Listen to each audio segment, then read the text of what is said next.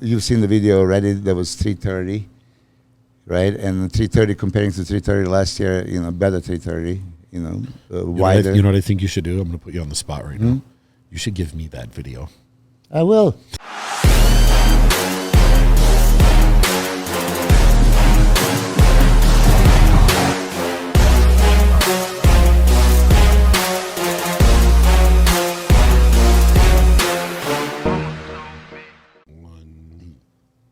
All right, we're back. Episode 85, Cutler Cast. And we just came back from Houston. Milos, we had to get you on here because we have to go over a couple shows. But how was your weekend this weekend? Good. I didn't go to the show you guys did.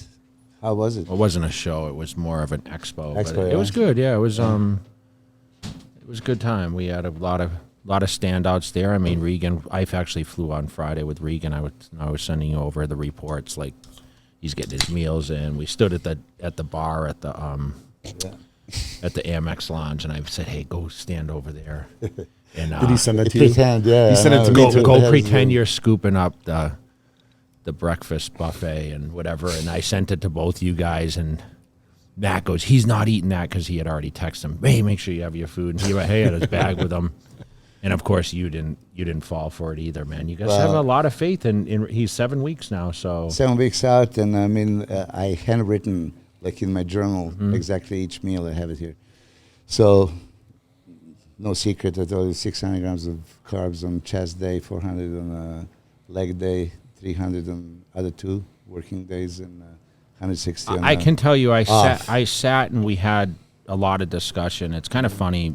What kind of took me back a little bit is that he told me like a lot of the content he followed me from was from the Living Large trainer, which that was a lot of the youth was following from that, but he never watched any of my DVDs.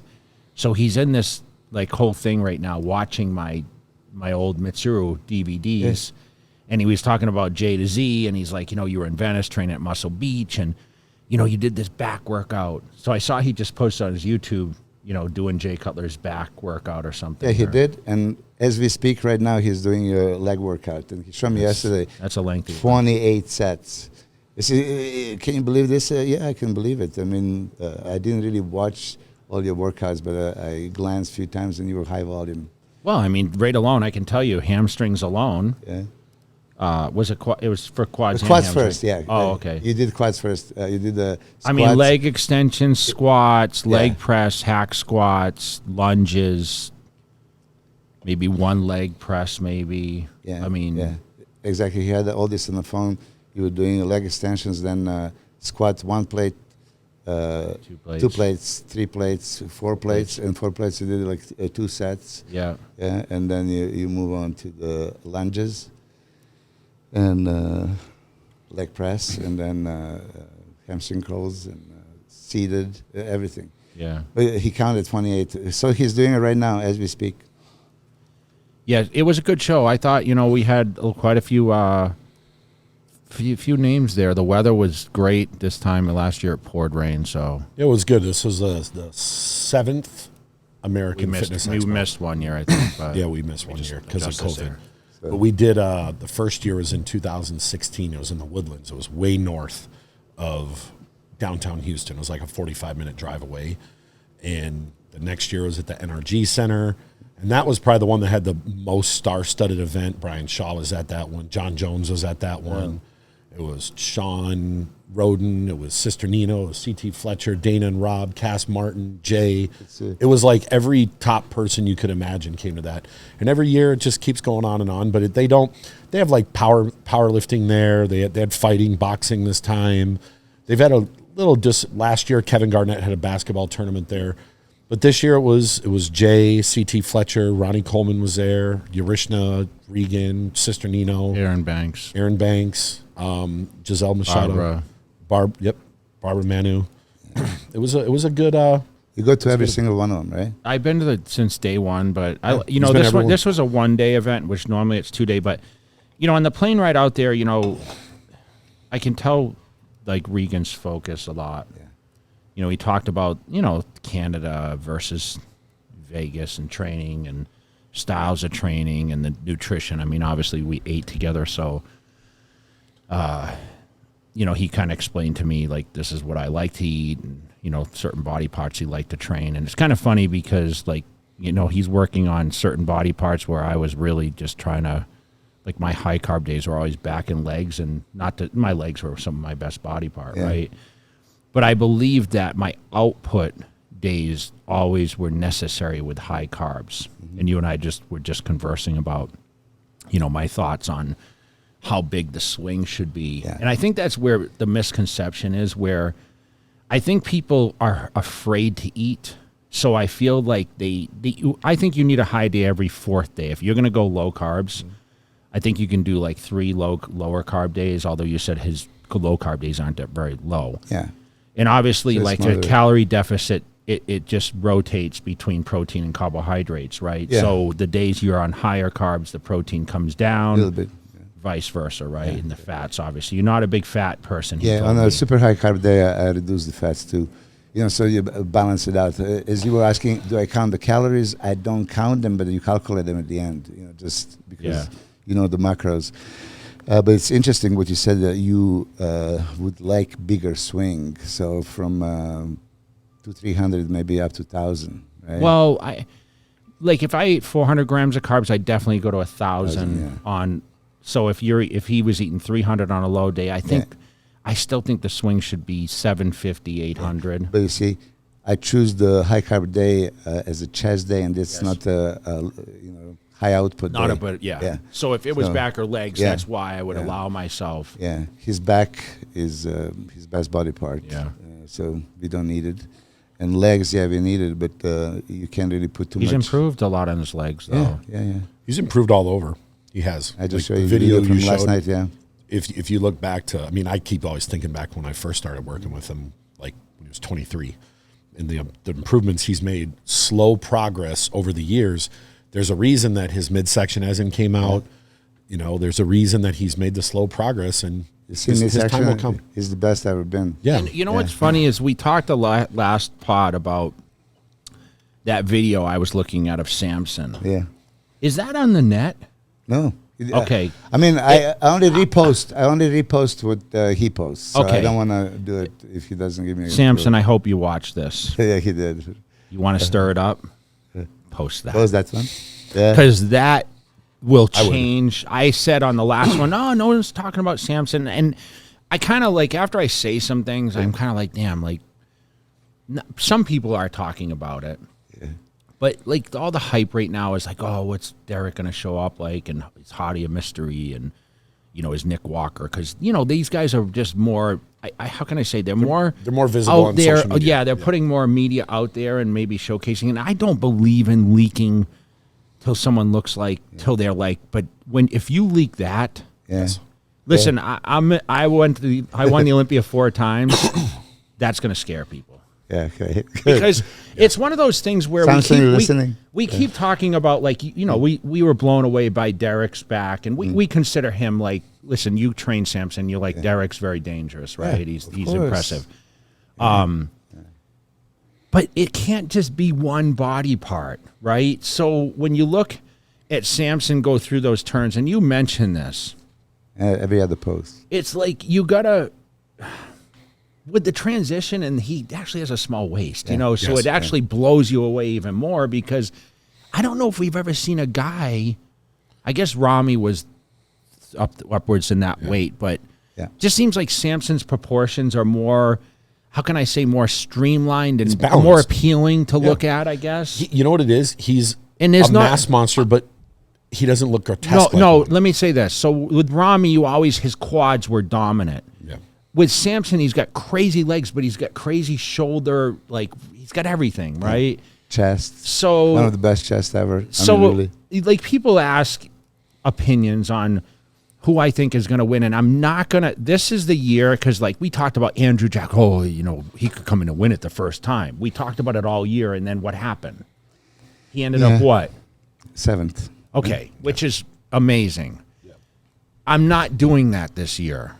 I mean, I'm going to say this. I mean, listen, the show, what's so exciting about it, there's like, okay, Samson can win. Derek can win. Hottie can repeat. Nick Walker can chuck him. Andrew Jack, we haven't seen what him or Hunter, can they move? Like the telltale, like the whole community right now is waiting to see the unveiling of Andrew Samson. and Hunter, right? So, yeah. Because we know all the other guys are good, but there's a new guy Yeah. Carlos Thomas Jr. that now this weekend they're kind of throwing in the mix, but it's a little premature, I think. Yes. Probably, yes. Probably. And I sent you the video, and you said, I'm watching UFC. I love that, by the way. I love that, Milos. Listen, you're the biggest fan, but you have a fan. You're a fan of other sports too, right? I'm a UFC fan number one, and then bodybuilding, by all means. Yeah, but you point out if I've seen it. I didn't see it, and when I saw it, I was impressed. But he's looking great alone, right? And there's many guys that look great alone until they step next to somebody. And Houston last year, exactly a year ago, it's where Andrew Jack made his mark. He just shocked everybody the way he looked, right? So he's 6 foot tall. Carlos is what, 5'4"? Something like How that. tall is it? We don't know. I think he's 5'2" to 5'4", somewhere in that range.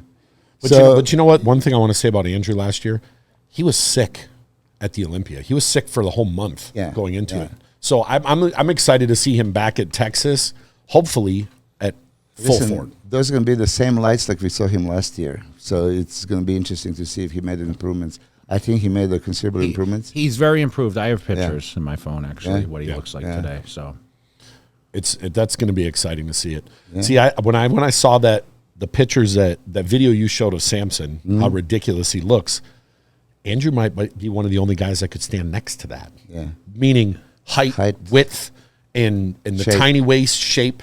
Now conditioning for both of them is where everyone's going to look. Yeah, for sure. But let's talk about Carlos, right? You point out to me, I look at the legs, and legs are just like monstrous, and arms. So somebody pointed out, oh, did he turn the back? And then I look at the video, and there was just like a lat spread for a brief moment. I'm just letting it play through, you guys. I'm not stopping it. I saw this on, I think, Nick Strength and Power posted this. Yeah. This is 4 weeks out. Yeah, fair, but you would like to see a little bit more. Mm-hmm. What I would have done 4 weeks out, I would probably test a little diuretic here and see what I look like, how it reacts on me. Because what goes through your head? What if he did? You don't know if he did or didn't. He's a little behind, if you ask me. He's not super lean. Skin is not super thin. What I see here. What do you guys both see here when you see this initially? I mean, you know what the crazy part is like the quads, right? It's reminiscent of Rami, right? It's like Phil with more 3D quad development. Let's see what the back looks like here. Yeah, I mean, listen, it's the best he's probably looked. I mean, he's definitely improved since he got his pro card. I mean, of course he has to, right? Who's his coach? Andrew Vu. Yeah. Yeah. Andrew does good. He does a good job. Yeah. You see, this is what I used to do. If I don't have to do the back double biceps, I don't do it. So he chose not to, right? You're gonna do, but flat 2 minutes stomach, from the front, crazy proportions, which he's known for, right? Crazy we need to see him in condition. We need to see tie-ins, and my biggest concern is anyone that stands next to Andrew. He beats people with tie-ins and just crazy proportions and the size and the width and the height. So that's going to be tough. Andrew's just, man, he's something else. I think everyone just wants to see someone like that come in 100%. Andrew just needed a little bit more mass, right? From his Olympia appearance 2022. 10, 15 pounds of mass, it would be very, very dangerous if it's distributed where it's supposed to be. Yeah. We're going to see him next Friday and Saturday. Yeah. We go to Anaheim for the Fit Expo, and Andrew's. I mean, it's going to be him and Hunter Labrada, right? And that's going to be super interesting. But I don't know if they're going to compete against each other. Yeah, they will. Yeah. They're both scheduled to do it. Well, I know Hunter's competing in Tampa. If Hunter wins, it would be. I'm assuming he would not do. Yes. 'Cause That's what's probably going to happen, right? Uh-oh, he doesn't want to hear that. Wait, say it again. Say it. Just spoil it for me. Yeah. Why wouldn't he compete? Yeah. Of course, listen. Spartans, compete. Not just that, he's from Texas, right? So he should compete in Texas. And, of course, winning in Tampa would probably give him a green light not to compete. But then if you're really challenging, for Olympia title that Hunter is thinking about, then it should be no problem. Of course, if he repeats, it's going to be huge momentum. If he loses, it's not good to go to Olympia, with a loss. But, yeah. But you know what though? I mean, obviously, none of us know what he's doing. I'm just speculating. But if you go in Tampa and if you can't go win Texas, what's the odds you winning Olympia if you can't beat someone in Texas? Yeah. That's what I'm thinking. But again, I just don't think either guy is going to kind of blow their load on a this show to qualify. No. Would you? I mean, would you, Milos? Well, he would. I mean, when they're contenders to win. I really would. I don't think you ever wanted to show like half. Well, I didn't have to do one kind of to early qualify. I mean, I guess. I did the Ironman and Iron Classic. Yeah, but that was a huge Olympia. leap, a huge spread. Yeah. Because that killed me getting ready for those shows, to be honest. Because I started way early. I might start 20 weeks out. And remember, I did like the crazy nutrition program for those. Like I went extreme just to be conditioned. Because that was my fear, is like I was always big, but not hard enough. So I wonder what Carlos is looking at. Go ahead. So anyway, you were saying that you were suffering to get in shape. How low did you go with the carbs? 50. 50 for how long? 12 weeks, dude. Yeah. 2 hours of cardio a day. My high day was 600 grams. Yeah. So how was that swing? Yeah. 600 grams of protein a day on the low days, and then on the, I'd eat about 350, about 350 on the high carb day of protein. I was happy to see it because you texted me, and I showed to Brad and Regan last night about the protein intake, and said, here, 600 grams. And I weighed 244 at the Ironman when you beat me. Yeah. You like how he said that? Look at that! Look at that! Look at that! Look at this grin! Look at this. You just made my day. I don't have to repeat it. Yeah, he has it on camera. Yeah. Mr. Olympia saying, somebody's complaining, like, why do I always have to say? He has to be a part of the show. So what? Yeah. Oh, coffee. Yeah. Look at this. Look at that. Finally, after the episode 84, I got it. What did Brad and Regan think about? Because everyone always thinks I'm only a high carb dieter, huh? No, but they know that you're super disciplined and that. Pound of fish every meal. How many egg whites? 30 egg whites 30 are egg whites sitting, a day. Plus 2 whole eggs. This is something. I'm trying to tell my guys to force feed, eat more, and they say, that's not good. I did it all my life. I'm sure that you didn't want to eat that much protein. Oh, it's funny because then that's when I talked about I was eating 140 egg whites a day because I'd actually crack. Some days I'm just like, I don't want to eat the fish. So Chris is like, as long as it's low fat, protein, I said, what about egg whites? He says, that's good. So I'd have 30 dozen egg whites, like 3 or 4 meals. And I think the last meal was like 20 egg whites or something. Yeah. 1 egg white is 3.5. I mean, now, 4 grams of protein, yes. Yeah. Now, I mean, I told you I have 2 cups of egg whites for breakfast and 2 whole eggs. And a scoop of protein. Yeah, but you were saying that Regan is on low carbs now. 600, 400, 300, 300, 160, 160. He is on higher carbs that I would feel comfortable, but then I've seen it, okay, we don't want to lower it right now. I don't know what his training output, though. If he was as tense as I was, I would question that's too low. Mm-hmm. Because I felt like I just was balls to the wall, very short rest periods, a lot of output, a lot of quick training. Plus, I would do, I wouldn't, by this point, by 7 weeks out, I'm in 2 sessions of cardio a day most of the time, unless my body's clicking like 01 where I did 0, right? Yeah. Even in 01, I lie. I started at 20 weeks out, and I started carb manipulation at 20 weeks out, and I was doing an hour of cardio a day. But then at 10 weeks, I just cut it all out. I was lean enough at 10 weeks where I could actually use the food and the training to manipulate any kind of body fat I needed to take off, and that was it. I didn't do any.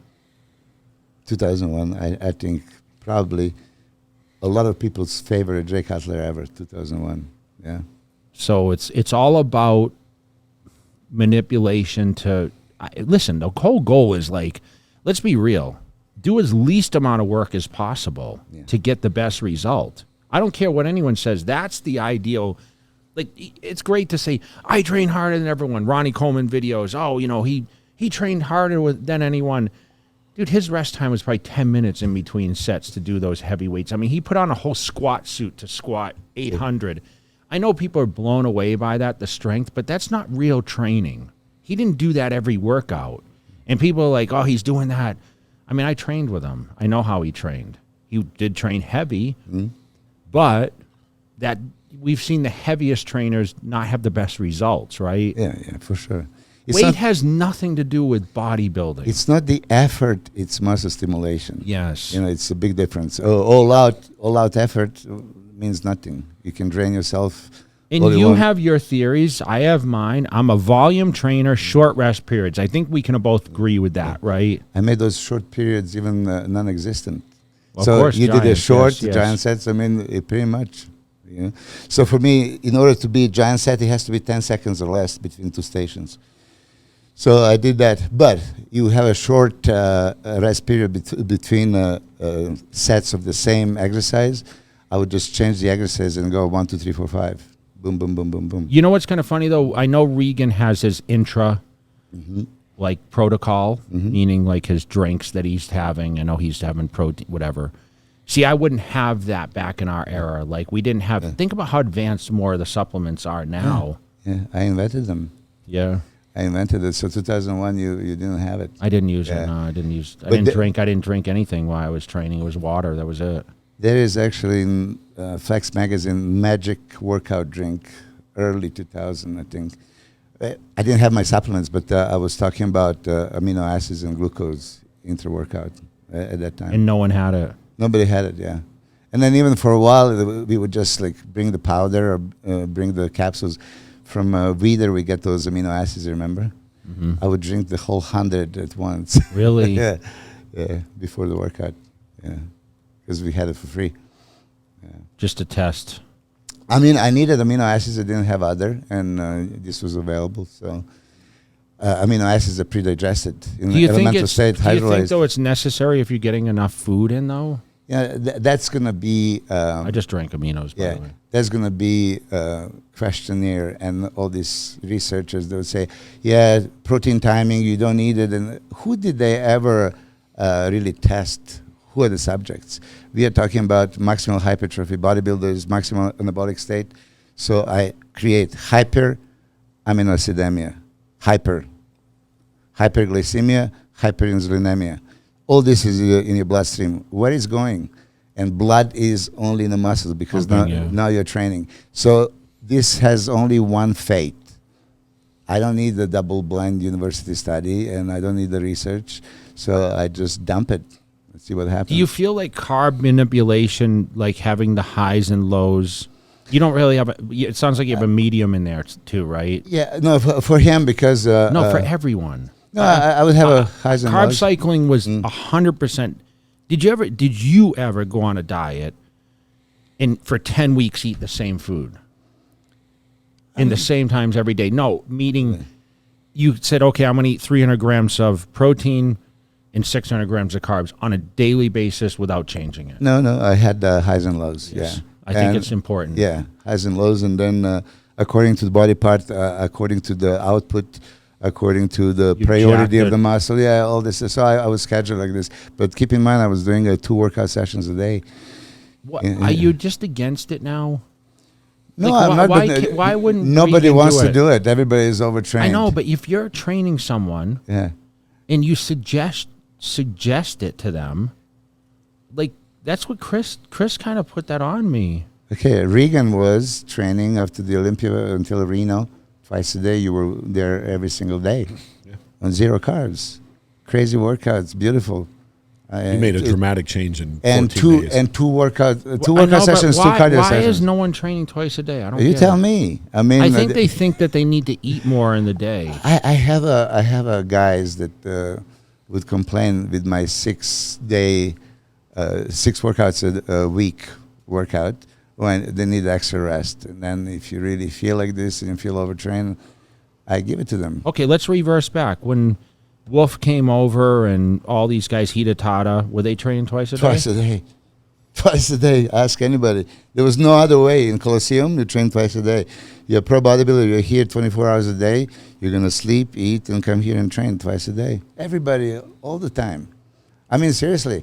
Like you said, Dennis James. Danny James. Yeah.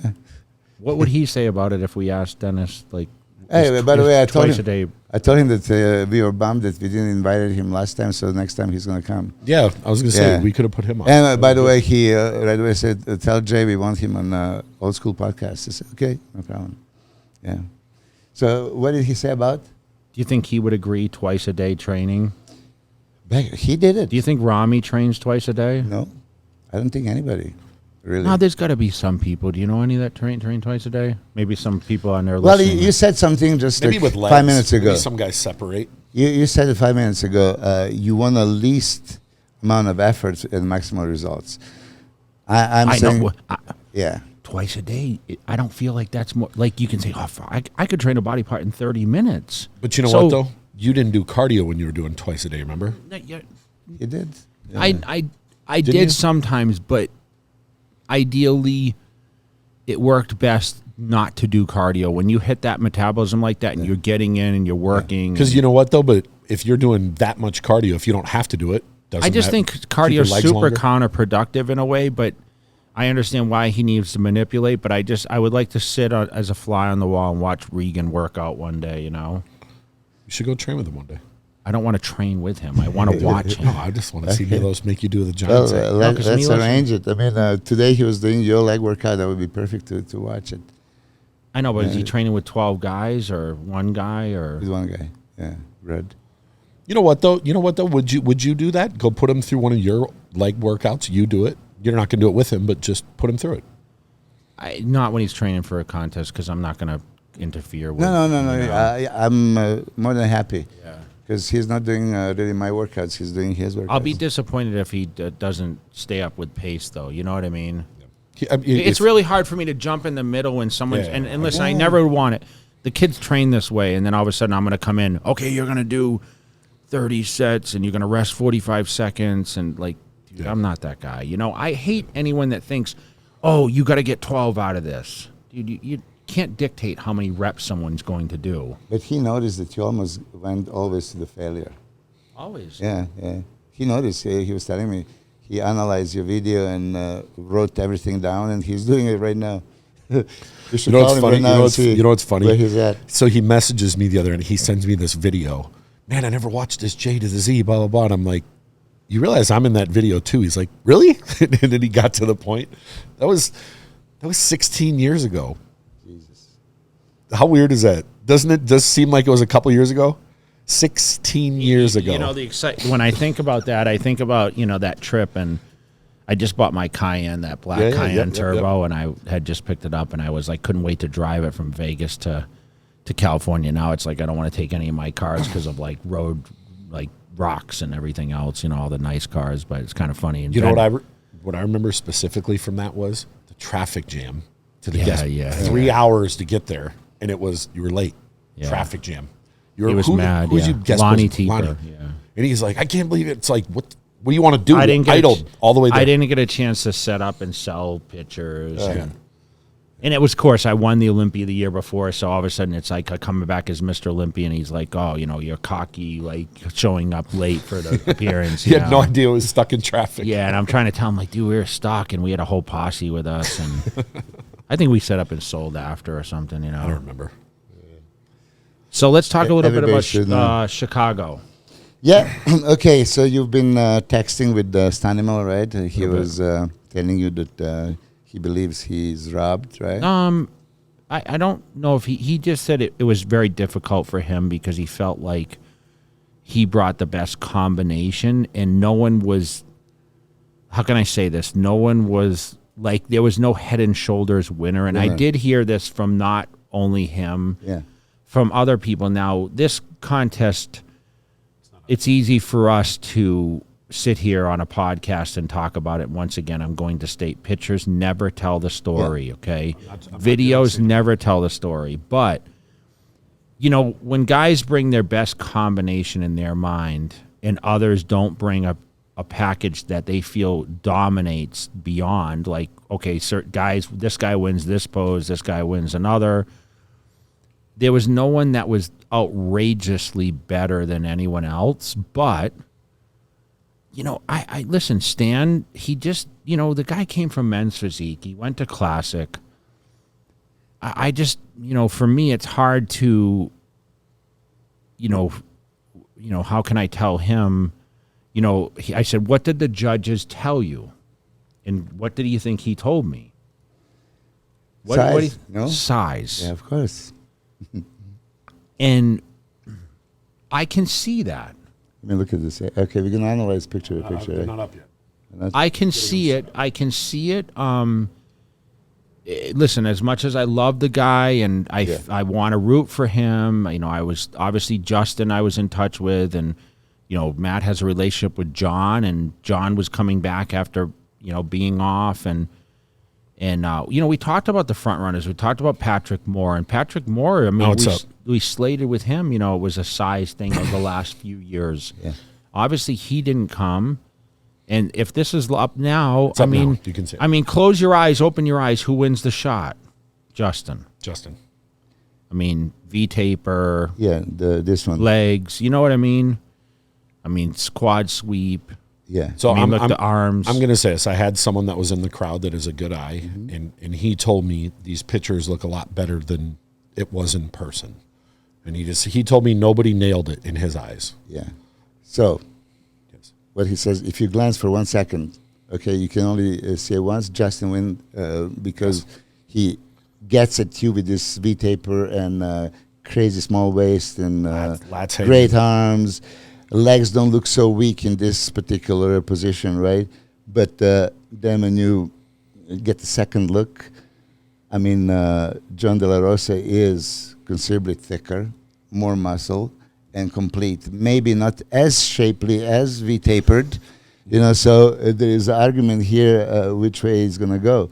I mean, conditioning-wise, they don't look much different. I don't know. Some people said that they were not impressed with anybody's condition, right? That's how you said it. Yes. So nobody was crazy conditioned. Tyler Mannion mentioned this, and I want to always express that you cannot judge by the pictures and videos, and that's for sure. But what we're doing from what we have, I'm just looking, really, we are not qualified judges, but we're in this forever. As fans. So we can look front double bicep. Justin, I fell in love with his physique on the front double biceps picture on Instagram. Like, oh my God, look at this. This guy is absolute phenomenon. And I was expecting huge things from him right here, and that he's going to pretty much dominate. But when I've seen here, he didn't have Olympia size legs. He didn't have a back up to the part to be a top 10 Olympia contender. And that's what we're talking about. I mean, he won the show, so it's very hard to say anything negative when somebody wins the show, right? Oh, you know, what do you mean I didn't deserve it? He probably deserves to win, but we're going to go one by one. You were saying, could Stanimal win? And I said conditioning was great. I don't think he is much smaller. He was smaller, but it was not like apparent. It was not like Jay Cutler dominance, you know, let's say with the Dexter Jackson in 2009. The size was so overwhelming that you can't really go with this beautiful physique. Shredded, doesn't matter. For me, like I said, 1 minute into the prejudging, I left a message, congratulations, because he convinced me. So it was not, I don't think that Justin is like head and shoulders more massive over the Stan. It is, but not that much here. Just so you know, that they're gonna pop around all over. These are just images I found. This is a last spread. Again, I'm gonna be more critical. If you look at the video, you can see the real size of the legs when they move. Yes. You know, when they position the legs in the front, lat spread front, relaxed front double biceps, they can position, and then lateralis can cover the space and create illusion of the size. But when they move, you can actually tell, and that's when you could tell that, Justin needs a considerably more bigger, fuller quad. And this was his pro debut, too, so, you know. Stan, I mean, he needs his beautiful body, but it's still not enough muscle to be Olympia contender. I would have loved him to qualify for Olympia, right? Because he's training so hard. You know what's he's crazy, dieting. Matt, is like we see Stan in the gym and like looking at this pose right here, and obviously if you block off the upper bodies and you say who has the best legs, and you say 1, 2, 3. I mean, obviously Stan's legs look smaller than the other two. Yeah. But Stan's legs are so big. Look, we see Stan in the gym often, and he's always really big. And when you look at this, he looks smaller compared to some of these other guys. And I don't know if dieting, he lost a good amount of size. I'm not sure. To get in this kind of condition, I mean, we talk about it. You know, they say cardio doesn't take your legs. Well, you know, any cardio, but lots of cardio, repeated cardio with super low carbs. You could. I'm still saying this. It's his third this. contest too. Analyze this. Third in a row. Analyze this. Yeah. So here, I mean, again, Justin could win on the basis of just look at the shape. Shape is unreal. On that, okay, we know that maybe John De La Rosa has more mass, but here is not really visible. Legs are not so dominant, even though his legs are super dominant over Justin's. Not in this picture, not in this pose, right? So I wouldn't disagree with you that Justin would win this pose too. Jay, you got anything to say? No, I think it's pretty clear cut. I mean, John's coming on here. Yeah. Oh, you didn't do the side shots. Okay. I'll get to them. I'm just going through one at a time. They'll be all over the place. So back shots, I mean, Justin was not very convincing, right? He looked like his back was not conditioned yet. Stanimal in Vancouver, back was ridiculous. Super dry, super separated. Back double biceps was happening. Lat spread. Here on this picture, I can't really tell. You know, all the reports say he was by far best conditioned. So here you can't really tell that much. And John De La Rosa is just compact, complete. I mean, you can see here thickness of the hamstring and quads from this pose, right? So I would probably go with John De La Rosa as the thickness. Okay. That's not a good shot. This is all we have. That's the only one? Okay. Yes. Well, John isn't pulled out yet. And when he did, he looked dominant. Yeah. John, so Stanimal has a sharp, detailed back, not as detailed as Vancouver, but I don't think it's enough to beat John De La Rosa in this pose, and I wouldn't give it to Justin, from the back.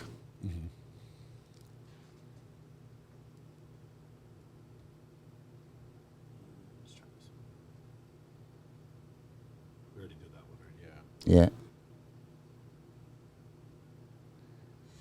Okay, ab shot. It's kind of sucks because we're getting them not at perfect. These are the only pictures we could find, so we can only go off this. If this is the only hard to judge this because they're not even in the pose. It's they're not even in the pose.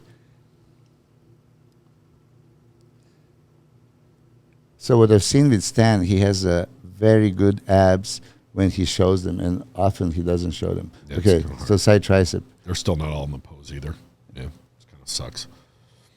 Yeah, NPC News Online, they have tons of photos. Yeah, huh? this is them. I went and pulled them off. Yeah. Yeah.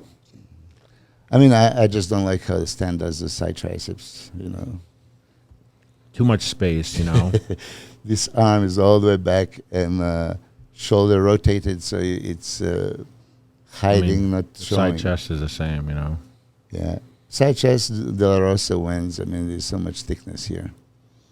Yeah. for me, there's no You question. can, I mean, when I look at Justin, you can see the potential. I know, but Endless. I don't have an issue with Justin winning this. Me neither. I don't have an issue winning. It's just he wasn't slam dunk dominating. I see John being right there. I mean, I still see Stan in third. I don't see the other guys, but because they're not compared here. But it's just Stan just needs more size, and what's he going to do? Keep competing at contests? I mean, he's going to have to take another year and put more size on. For sure. None of them here look like super conditioned, right? And we know that Stan is ripped. So if he is ripped, maybe those two guys are more conditioned than they appear to be. So I don't want to make a bad judgment. My question is this better than, is Justin improved from last showing, and is John De La Rosa improved? Justin, this is his pro debut. No, I understand, but his last showing. When he got his pro card, he didn't even win the overall. Didn't Carlos win the overall? Carlos won the overall. Yeah. I don't know. I don't want to answer that because I don't know. I just think, it's his pro debut, and he's got some work to do. But like any other guy that's their pro debut, they all got work to do. He's going to improve a lot between now and the Olympia, though. I think so too. Shape is phenomenal. Yes. V-taper, you don't see this very often. Quads need to come up, that's for sure. And then back needs to tighten up. And I would like to see a fuller chest. I'm gonna pull these other images up. I don't know how they're gonna look. I just saved them. This is the top 5. Mm-hmm. So we have Patrick Moore and Blessing. Yeah. So interestingly, both Patrick and Blessing have similar legs. If you see them next to each other, right? If Blessing was in shape here, would he have won this contest? Possibly. Hell of an upper body, right? If Patrick was in shape, could he won the show? Mm-hmm. Yeah. Yeah. If Patrick was super ripped. Didn't Patrick did 10th the first year at the Olympia? I think so. Wasn't he? He had an injury. He had an injury on his Achilles, I think, right? But look at Patrick's front lat spread. It's the most impressive in the whole lineup. Yeah. And Justin has impressive, and for sure, Blessing over Dubu. Yeah. Yeah, Blessing standing very wide. But Blessing last year at New York, and he looked great, right? Yeah. Well. Yeah, if Patrick was in shape here, he could have won. Yeah. Yeah, he could have had a great showing. I wonder if he goes here from now. If John De La Rosa was ripped, he would have won. Yeah, he would have won. Yeah. If Blessing was ripped, he had a chance. If Patrick was ripped, he had a chance. And Justin won fair and square. Was it super impressive? It was impressive, but it was not like one of those things that everybody's going to talk about it. Shape carried him. Yeah, man, if Patrick Moore was in shape, guys, this would be a slam dunk. A great showing for him. Well, you know what I'm realizing? If any of these other top guys could have been in better shape. But were the lights bad? I don't know. Like I said, the person sitting in the crowd just told me that he didn't see anyone nail it. That was just his opinion. But he's just one guy. I had actually, stop right here, this picture, if you're going to view it. I got like 3 or 4 Instagram posts, like, Milos, glue your stomach to the spine. Yeah, I saw that. I sent you one of them, right? And you see that they are not really controlling it. Even like this picture, like this, before you hear it, you will never see Jay make that mistake. No. Except that one year, 2005, and say when you were so bloated. Stomach has to go in before you do anything else. Mm-hmm.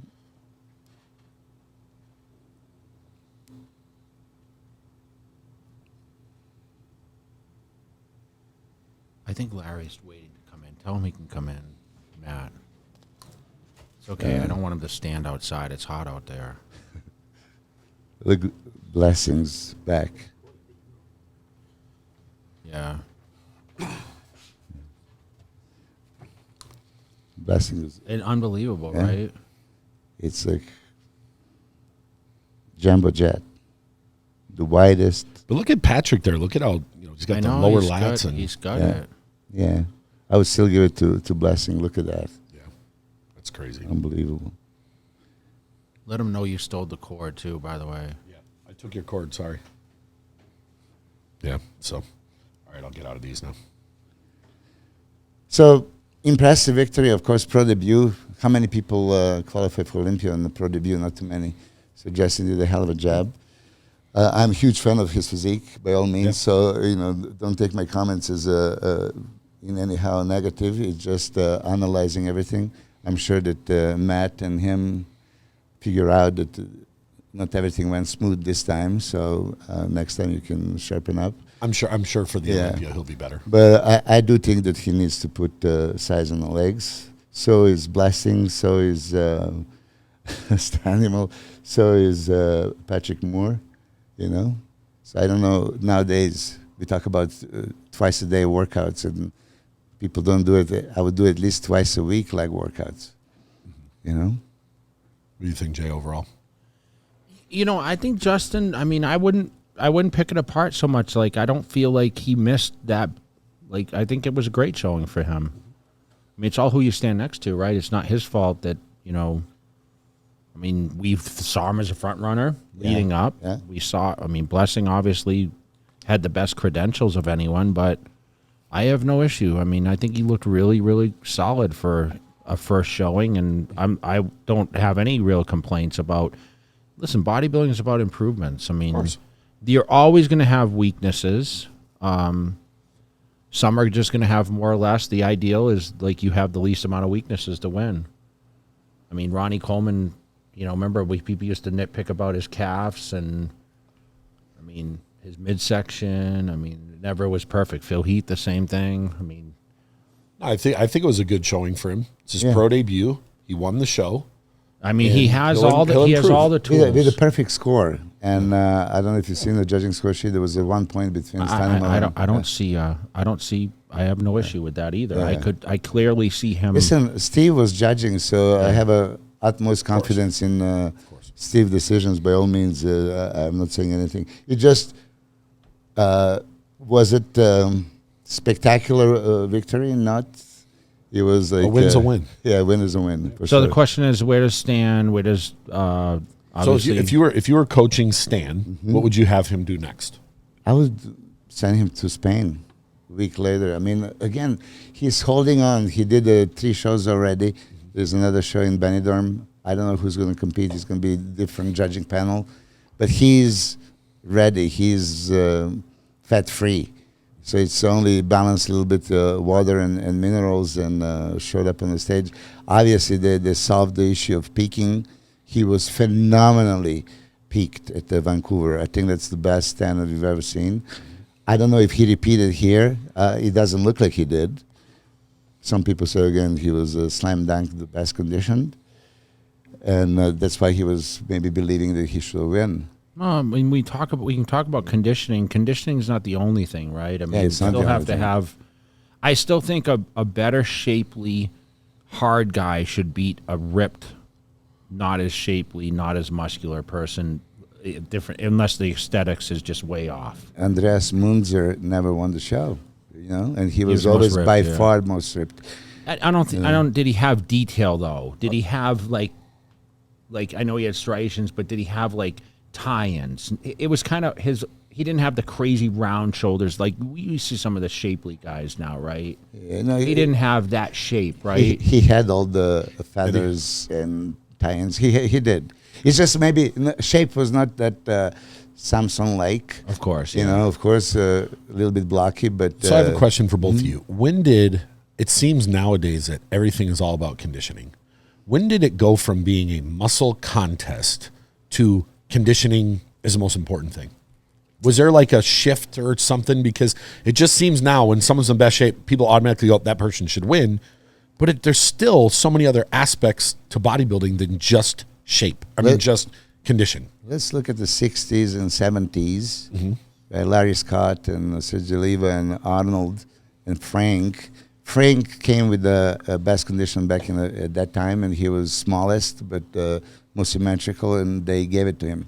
It's not on conditioning only. It's always shape, right? Aesthetics. And then we go from there to 80s, right? And there was Dickerson, and there was Colombo first, Dickerson, Samir Banu, and then Lee Haney. And Lee Haney was always very well conditioned, but not ripped to pieces. Gaspari, being drier, more conditioned, would never beat him. Labrada, being more conditioned and more symmetric, still would never beat him, because combination of everything. This is why I have such a faith that Samson has what it takes, combination of everything that he can take. When did it go to really to crazy conditioning? In 90s, with the Dorian coming, Dorian would be crazy condition. And then he didn't have the shape, though. Sean Ray would always be crazy conditioned. I mean, really, you got to give him credit. Chris Cormier, you've seen. Chris was always just good, never really bone dry, but he has so many other attributes that he could get away with it. Ronnie obviously managed to be freaky shredded in the 98 and very good in 99, 2003, with you. But Ronnie had the condition, shape, and size and everything. And Dexter was the hardest, and he wasn't winning the big ones for a while. I mean, he was definitely harder than I was for those Olympias, but I would always, and then, of course, I win. I don't consider myself an overly conditioned guy, I would tell you this, 2001, when I saw you backstage, I actually thought that you were off. Really, 2001. Yeah, but watching him from the back, being relaxed and everything else. But from the front, feathers all over, it's bone dry, separated, flat stomach, deep abs, chest, shoulders. It was crazy. But backstage, I would guess wrong. And then Phil had the condition, the roundness, the shape, he had everything. So, of course, in ideal world, best condition and most shapely, the biggest guy would win. But then if you have to go, which way? So Stanimal, thinking that on condition alone he could have win, he didn't get overpowered so much in size. So maybe he thought, okay, it's not Hassan beating me with the 40 pounds of extra muscle. This is, maybe Justin with, 15 pounds extra. So maybe he thought, you know how it is when you look at the guy next to you and you see that he is not conditioned. What we see from the stage, from the audience is one thing, but what we see on stage is different. Yep. We can judge each other, he's not ripped. Yep. So maybe that's what he thought, and I didn't see the show. For sure, Justin has the best shape, X-frame V taper. One of the smallest waists ever, right? So do you think going into this Olympia, with Samson not being the most conditioned guy, do you think the muscle, the shape, the size can overpower someone a little bit more conditioned? I don't think he plans on not being. No, of I course. think he's looking for the best combination, right? Yeah, we need to be even better conditioned than Arnold Classic. Okay. We have to be better than that. And he's going to probably be slightly bigger than that, because he's constantly improving. He's so committed. So you've seen the video already. That was 330, right? And 330 comparing to 330 last year, better 330, wider. You know what I think you should do? I'm going to put you on the spot right now. You should give me that video. I will. I'll put it on the Cutler cast as we leak it out. You have to tell Samson, though, we can't do it without his permission. I'll send it to you and then I ask for permission. Yeah. Well, I'm not posting anything unless with permission. Okay, I'm not a disrespectful person like that. Yeah. This is. I love his chances. We respect everybody. I love his chances because one thing that I would say, even Steve Weinberger says his favorite physique is Lee Haney 91. Let me correct it.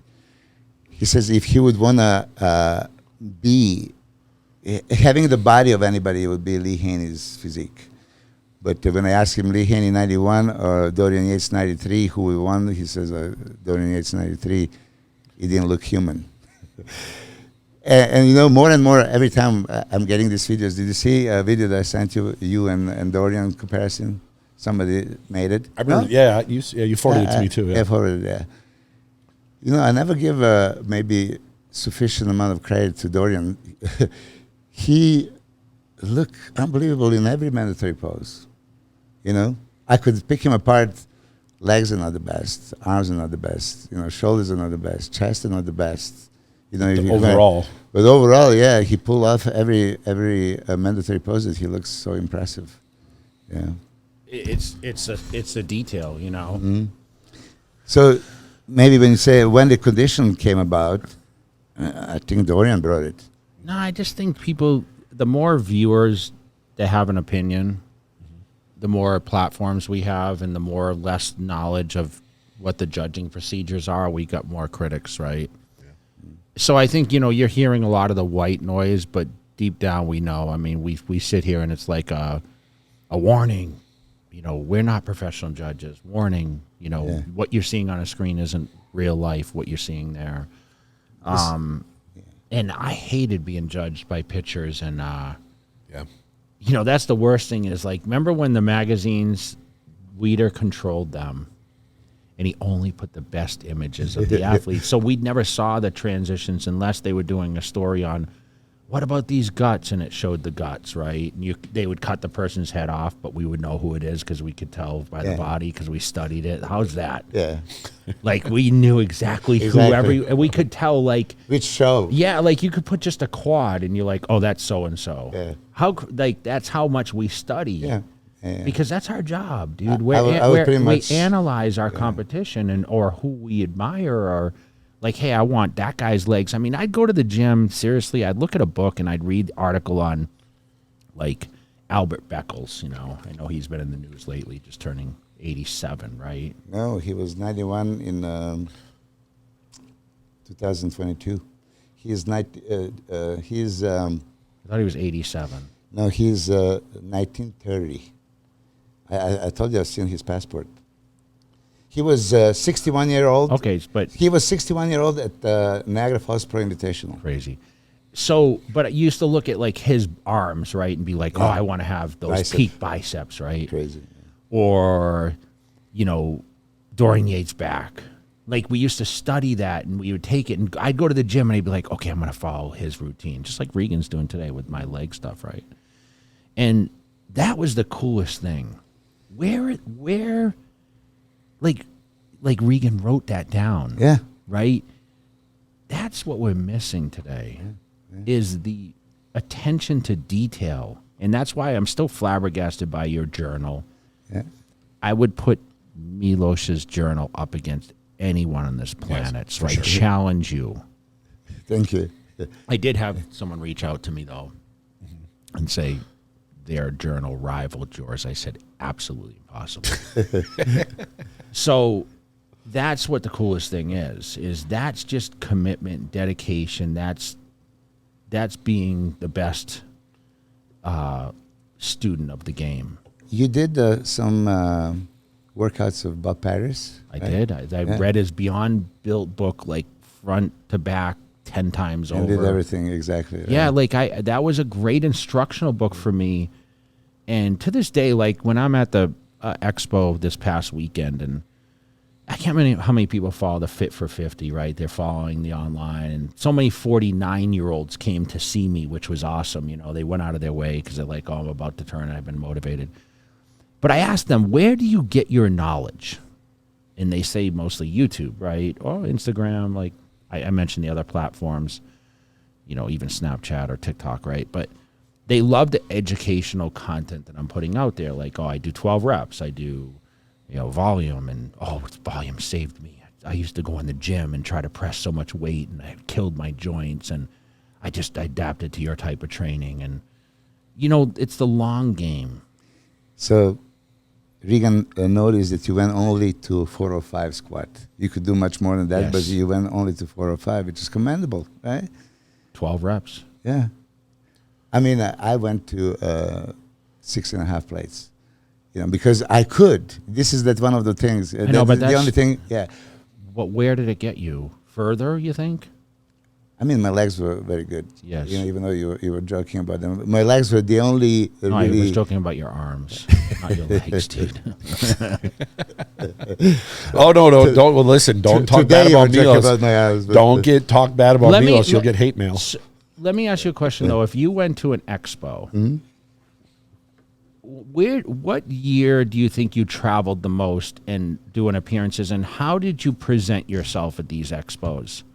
I wore a sleeveless shirt this weekend. I never did the sleeveless shirt. Why? Ever in my life. You know, I think You I told you the didn't story. You didn't have bad arms, or? No. I'm going to tell you. When I started bodybuilding, my father, neuropsychiatrist, was saying that bodybuilding is for narcissists. And, you know, that you want to show off and you know, be cocky and all that stuff. So I started bodybuilding. I would always cover. You would never see the pictures of me in a tank top and hardly in the short sleeves. When I was training, okay, because Temecula was hot, yeah, I would do the tank top and all that stuff, but no, never in public.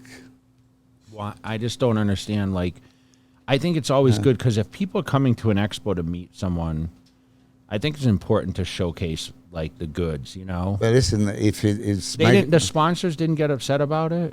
No, I mean, I would never. I would always be dressed. I mean, if like dressed with what?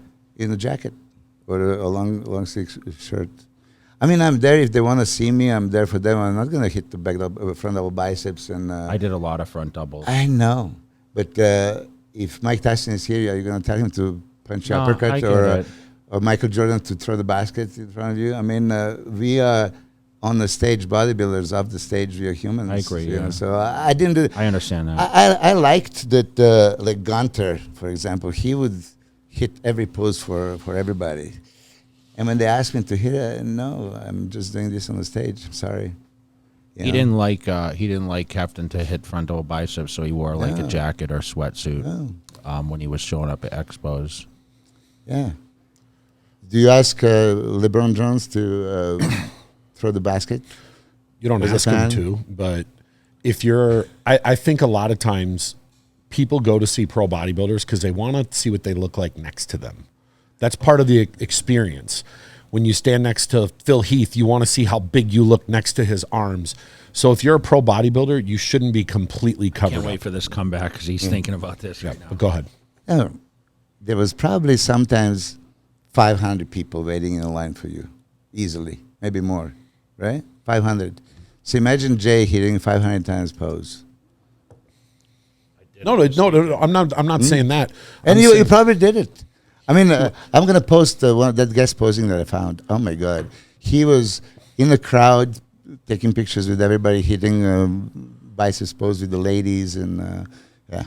But you know what, though? People, when what I've noticed is you don't need to do some formal flex, but you could stand there and just... People want to see what they look like next to you. So if you're a pro bodybuilder and you got a hoodie on and sweatpants on and you're covered up, you're doing yourself a disservice if you're wanting to build your brand and you're wanting more of your images out there. Do you remember Ed Connors used to say, like, he always told the guys, if you're going to come out and represent Gold's Gym, like, I want to bring you out, I want you to showcase your body in the gym. I think it's super important to wear a tank top. I don't know about a tank top, but... Yeah. You should at least be visible, especially if you're a pro bodybuilder. You should. Same thing if you're a girl. Like we were there this last weekend. So, you know, Yarishna was there. Yeah. She's showcasing her physique. Barbara was there, showcasing her physique. Angelica just gave birth 5 months ago. She was showcasing her physique. There's some girls that will go there and they stay completely covered up. That's not helping build your brand. And the whole point of going to these expos is to build your brand. I understand. Yeah. We're going to get Milos in a tank top. I'm going to still keep my opinion. No, for me, you are athlete on the stage, and off the stage, you are person. You know, so that. Do you think the press conference should be something that stays at the Mr. Olympia? I mean, it was always then. No? You don't like it? No, I liked when they suited us. Oh. Like when we were in suits. I think that was a great presentation. But then they were making fun of what everybody was wearing. Right? What do you mean? But there was only like 15 of you guys back there was only you make a suit that is like this wide. Like you look like a clown, you know, like a scarecrow. You had a nice suit though, didn't you? I mean, I'm laughing now when I see it. Really? Yeah. I still remembered seeing Ronnie in like a purple at one, and he was so wide, and it just looked. Yeah, Nasser, you know, we all had like this wide. But anyway, I mean, I commend you for this. Look, you're a people person, and you would hit all these poses for the fans. I was against it. I love meeting the fans. So. I love meeting the fans. I would talk to everybody, but, if they want me to pose, you open kind of warm. You don't have to pose, but just being there. How could you not when you're in a show stage? You're already showing, so you're already enticing them, right? Okay. Yep. That's why when you cover it, you already tell them, "I'm not so for I'm it." putting it out there. If you want Milos to come to an expo, we have to have him in a tank top. Yeah. Where are we going to see you? that. Where are we going to see you before an Olympia? I don't know if I'm going to be going to Europe, right? And Yeah, we got to figure out. yeah. No other shows. I'm going to every UFC. I'm going. Dude, he doesn't care about bodybuilding. He's a UFC guy. So who's your favorite for the Salt Lake City event? I love both Dustin and Justin. I love both of them, but I think Dustin is going to Have they fought before? Yeah, And Dustin won. It was a great fight. Is Dustin still on his A game? Yeah, he is. You know Dustin, right? Yeah. So I've been wanting to get him on here, but every time he comes to Vegas, we miss him. Dustin is just next level. I mean, he beat McGregor twice lately, and he has all it takes. Alex Pereira, that's how I say it, or Vlahovic. I actually think that Vlahovic is going to pull it off. He's a natural light heavyweight, and Alex is coming from a middleweight. He's a killer. I love him by all means, but you know what Vlahovic did with Adesanya? It was quite clear. And Adesanya is like killing anybody in the middleweights, and he couldn't hold off because light heavyweights are he so knocked athletic. him out in the last second, though, right? Yeah, not last second in the last round. Yeah. If we didn't have Mexico City, I would have went up to Salt Lake to see this one. Yeah. Just to see That Dustin. could be the best card of the year, right? Yeah, it is. I like it. I know he's going to be, hold on, he's going to be John Jones, Stipe Miocic. When is that? What date? Madison Square Garden, week after the Olympia, thank God. Because I was thinking I'm going to miss the Olympia again with John Jones. Maybe we'll go to, you want to go to Madison Square Garden? Let's go. Yeah. Are we booked then, or? Don't even bring it up because then something will happen and we will be. Yeah. There's between now and the Olympia, I think I have 2 weekends where I'm not somewhere. Yeah. But I'm sure it'll fill up. Not And me. then the weekend after that is F1 here. And then the week after that is Thanksgiving and then off to Europe again. So tell us how your recovery is coming along. Good. I'm finally acting normal and possibly I'm going to start training. Are you just doing therapy sessions still, or? See chiropractor twice a week. Yeah. You and I have never trained really. Yeah, we did. You The chest? Yeah. You did like twice the amount of weight that I did. No, but I'm weak, remember? Yeah. So somebody was complaining. So, where are you doing most of your in-person training? I didn't do it for like 2 months already, but I'm going to slowly start in probably Torture Gym. Yeah, next door. Mm-hmm. What do you think of that equipment? I love it. Yeah. Guy that produced them is a real genius. Yeah.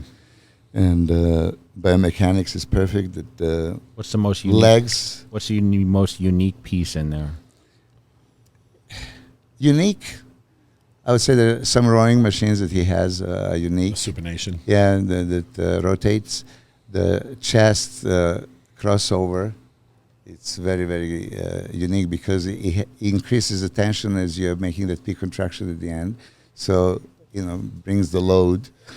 I love Hex Squat. Hex Squat is absolutely pain-free for even a damaged knee. I'm going to actually even try now because my knee is all damaged. I'm going to see if I can do it. Torture Squat, phenomenal. I brought my boy by there the other day, who's strength and conditioning coach for the Panthers for like 10 years. And he went around. He's got some injuries himself, but he was in town for a big strength and conditioning coach for convention for the NFL. And he went around and trained on everything. And he's like, every NFL team needs this. Not just for the strength, but because guys are hurt throughout the year. Nobody goes through a season without getting injuries. And he said you still want to be able to train around injuries. And it's... I tell you this, you go there and test the machines, you'll maybe find two that you're not absolutely in love with. I'm going to try it out. Yeah. Yeah. By the way, they're asking why you're not coming. I know, it's just Just I'm far for him. staying up near my place. I trained over here yesterday, but You know, I got 3 weeks left now to my birthday, and I told you this thing was going to keep going through the Masters. So it's not 3. You're 2 weeks. no, it's 2. It's just under 3. Okay, yeah. Just under 3. It's 3 was Saturday. Well, that's just 3 was Saturday. Like I'm doing a weekend to like I'm doing Fit Expo as the final. Weekend, the next, yeah. I'm doing the final as the weekend. How much you weigh? I don't know. I was 238 the last time I got on a scale, but I mean, I would expect like 233 in the morning. You know, I'm to that point now. I'm not going to get drastically better. I mean, if I pulled some water, I'd be probably leaned out, but I'm pretty close to striking distance now. Staying up with the cardio and training, I felt great. I feel, you know what, honestly, out of all this, I feel the best that I felt training. I feel like my shoulders are getting a pump now. I don't have the shoulders, but they are getting better. You know, my shoulders are improving. I trained the morning of when we went to the Expo, and I got up and trained, and we trained in the hotel gym, which was phenomenal. I mean, I had like 75-pound dumbbells, so I just did presses with those for shoulders. And I mean, I have no pain still, and I mean, I'm improving.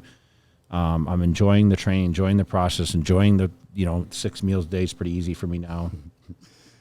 Yeah, 6 meals. It's a lot of work. I mean, I brought my food with me today, and Trifecta just sent me a big shipment. So 6 times what? 60 grams of protein? I'm eating about 8 ounces, but I'm starving, man, after I eat this meal. I eat at least a cup of rice, cup and a half sometimes around the training, but the food prep is the main thing, and anyone that's trying to follow a fitness program, you have to prepare. And so 3 months ago, you were eating only 3 meals. No, it just wasn't prepping. I mean, we'd show up here and be like, oh, you want to go grab some Chipotle or like that's the one thing I got out of is eat. Like I don't eat out as much. Not to say that I don't, but I'm very particular about where I go. Like I eat a lot at Teriyaki Boy because they have chicken and rice. But it's just so easy. I mean, Trifecta sends me the food, and I get everything a la carte. So it's just easy. This morning I got up, had my breakfast. Angie made that after I did my hour cardio. And I cooked 1 steak meal and 1 chicken meal that I have with me here. And by the time I get home, I'll be at least 3 meals in deep before I train today. I didn't go train this morning. I'm trying to train after 3 meals or 4 meals. So of course my workouts are much more beneficial. And I am using an intro right now. I'm using my repair product, which has a carb cluster in there and some aminos. So taking a little bit of your advice, minus a couple other things. Minus?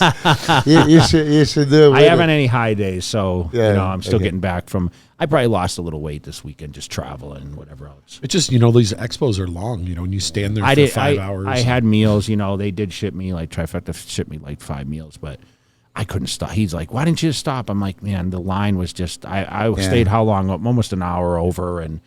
We had to rush the last couple people because we did have to catch a flight. Unfortunately, I hate doing that, but like I did get through everyone, and it was okay.